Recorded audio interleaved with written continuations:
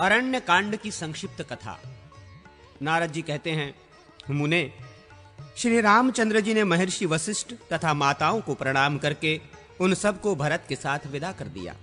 तत्पश्चात महर्षि अत्रि तथा उनकी पत्नी अनुसया को, शरभंग मुनि को, सुतीक्ष्ण को तथा अगत्स जी के भ्राता अग्निजीव मुनि को प्रणाम करते हुए श्री रामचंद्र जी ने अगत्स मुनि के आश्रम पर जा उनके चरणों में मस्तक झुकाया और मुनि की कृपा से दिव्य धनुष एवं दिव्य खड्ग प्राप्त करके वे दंडकारण्य में आए। वहां जनस्थान के भीतर पंचवटी नामक स्थान में गोदावरी के तट पर रहने लगे। एक दिन शूर्पणखा नाम वाली भयंकर राक्षसी राम, लक्ष्मण और सीता को खा जाने के लिए पंचवटी में आई, किंतु श्री रामचंद्र जी का अत्यंत मनोहर रूप देखकर वो काम के अधीन हो गई और बोली। शूर्पणखा ने कहा, तुम कौन हो, कहां से आए हो? मेरी प्रार्थना से अब तुम मेरे पति हो जाओ। यदि मेरे साथ तुम्हारा संबंध होने में ये दोनों सीता और लक्ष्मण बाधक हैं तो मैं इन दोनों को अभी खाए लेती हूं। ऐसा कहकर वो उन्हें खा जाने को तैयार हो गई। तब श्री रामचंद्र जी के कहने से लक्ष्मण ने शूर्पणखा की नाक और दोनों कान भी काट लिए। कटे हुए अंगों से रक्त की धारा बहाती हुई शूर्पणखा अपने भाई खर के पास गई और इस प्रकार बोली, खर, मेरी नाक कट गई। इस अपमान के बाद मैं जीवित नहीं रह सकती। अब तो मेरा जीवन तभी रह सकता है जबकि तुम मुझे राम का, उसकी पत्नी सीता का और उनके छोटे भाई लक्ष्मण का गरम गरम रक्त पिलाओ। खर ने उसको बहुत अच्छा कहकर शांत किया और दूषण तथा त्रिशिरा के साथ 14,000 राक्षसों की सेना ले श्री रामचंद्र जी पर चढ़ाई की।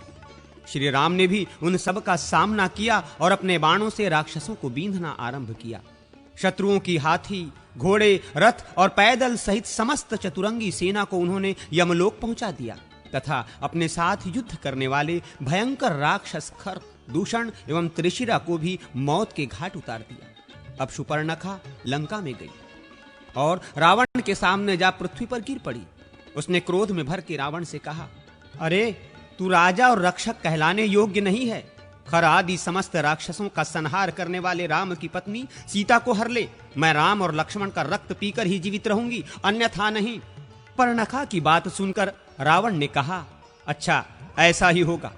फिर उसने मारीच से कहा, तुम स्वर्णमय विचित्र मृग का रूप धारण करके सीता के सामने जाओ और राम तथा लक्ष्मण को अपने पीछे आश्रम से दूर हटा ले जाओ। मैं सीता का हरण करूंगा। यदि मेरी बात न मानोगे तो तुम्हारी मृत्यु निश्चित है। मारीच ने रावण से कहा, रावण, धनुर्धर राम साक्षात मृत्यु हैं। फिर उसने मन ही मन सोचा, यदि नहीं जाऊंगा तो रावण के हाथ से मरना होगा और जाऊंगा तो श्री राम के हाथ से।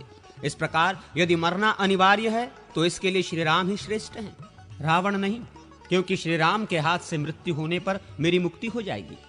ऐसा विचार कर वो मृग रूप धारण करके सीता के सामने बारंबार आने जाने लगा। तब सीता जी की प्रेरणा से श्री राम ने दूर तक उसका पीछा करके उसे अपने बाण से मार डाला। मरते समय उस मृग ने हा हा सीते, हा हा लक्ष्मण कहकर पुकार लगाई। उस समय सीता के कहने से लक्ष्मण अपने इच्छा के विरुद्ध श्री रामचंद्र जी के पास गए। इसी बीच में रावण ने भी मौका पाकर सीता को हर लिया। मार्ग में जाते समय उसने गृध्रराज जटायु का वध किया। जटायु ने भी उसके रथ को नष्ट कर डाला था। रथ न रहने पर रावण ने सीता को कंधे पर बिठा लिया और उन्हें लंका में ले जाकर अशोक वाटिका में रखा। वहां सीता से बोला, तुम मेरी पटरानी बन जाओ। फिर राक्षसियों की ओर देखकर कहा, निशाचरियों, इसकी रखवाली करो। उधर श्री रामचंद्र जी जब मारीच को मारकर लौटे तो लक्ष्मण को आते देख बोले, सुमित्रानंदन, वो मृग तो मायामय था, वास्तव में वो एक राक्षस था। किंतु तुम जो इस समय यहां आ गए, इससे जान पड़ता है निश्चय ही कोई सीता को हर ले गया। श्री रामचंद्र जी आश्रम पर गए, किंतु वहां सीता नहीं दिखाई दी। उस समय वे आर्त होकर शोक और विलाप करने लगे। हा प्रिय जानकी, तू मुझे छोड़कर कहां चली गई? लक्ष्मण ने श्री राम को सांत्वना दी। तब वे वन में घूम घूम कर सीता की खोज करने लगे। इसी समय इनकी जटायु से भेंट हुई। जटायु ने ये कहकर कि सीता को रावण हर ले गया है, प्राण त्याग दिया। तब श्री रघुनाथ जी ने अपने हाथ से जटायु का दाह संस्कार किया। इसके बाद उन्होंने कबंध का वध किया। कबंध से शाप मुक्त होने पर श्री रामचंद्र जी से कहा, आप सुग्रीव से मिलिए। किष्किंधा कांड की संक्षिप्त कथा। नारद जी कहते हैं, श्री रामचंद्र जी पंपा सरोवर पर जाकर सीता के लिए शोक करने लगे। वहां वे शबरी से मिले। फिर हनुमान जी से उनकी भेंट हुई। हनुमान जी उन्हें सुग्रीव के पास ले गए और सुग्रीव के साथ उनकी मित्रता कराई। श्री रामचंद्र जी ने सबके देखते देखते ताड़ के 7 वृक्षों को एक ही बाण से बींध डाला और दुदुम्भि नामक दानव के विशाल शरीर को पैर की ठोकर से 10 योजन दूर फेंक दिया। इसके बाद सुग्रीव के शत्रु वाली को, जो भाई होते हुए भी उनके साथ वैर रखता था, मार डाला और किष्किंधापुरी वानरों का साम्राज्य रूमा एवं तारा, इन सब को ऋष्यमुख पर्वत पर वानर राज सुग्रीव के अधीन कर दिया। तदनंतर किष्किंधापुरी के स्वामी सुग्रीव ने कहा, श्री राम, आपको सीता जी की प्राप्ति जिस प्रकार भी हो सके ऐसा उपाय मैं कर रहा हूं। ये सुनने के बाद श्री रामचंद्र जी ने माल्यवान पर्वत के शिखर पर वर्षा के 4 महीने व्यतीत किए और सुग्रीव किष्किंधा में रहने लगे। चौमासे के बाद भी जब सुग्रीव नहीं दिखाई दिए, तब श्री रामचंद्र जी की आज्ञा से लक्ष्मण ने किष्किंधा में जाकर कहा, सुग्रीव, तुम श्री रामचंद्र जी के पास चलो, अपनी प्रतिज्ञा पर अटल रहो, नहीं तो वाली मरकर जिस मार्ग से गया है वो मार्ग अभी बंद नहीं हुआ है। अतएव वाली के पथ का अनुसरण न करो। सुग्रीव ने कहा, सुमित्रानंदन, विषय भोग में आसक्त हो जाने के कारण मुझे बीते हुए समय का भान न रहा, अतः मेरे अपराध को क्षमा कीजिए। ऐसा कहकर वानरराज सुग्रीव श्री रामचंद्र जी के पास गए और उन्हें नमस्कार करके बोले, भगवन, मैंने सब वानरों को बुला लिया है।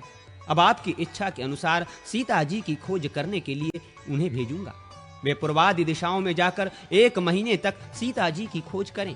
जो 1 महीने के बाद लौटेगा उसे मैं मार डालूंगा।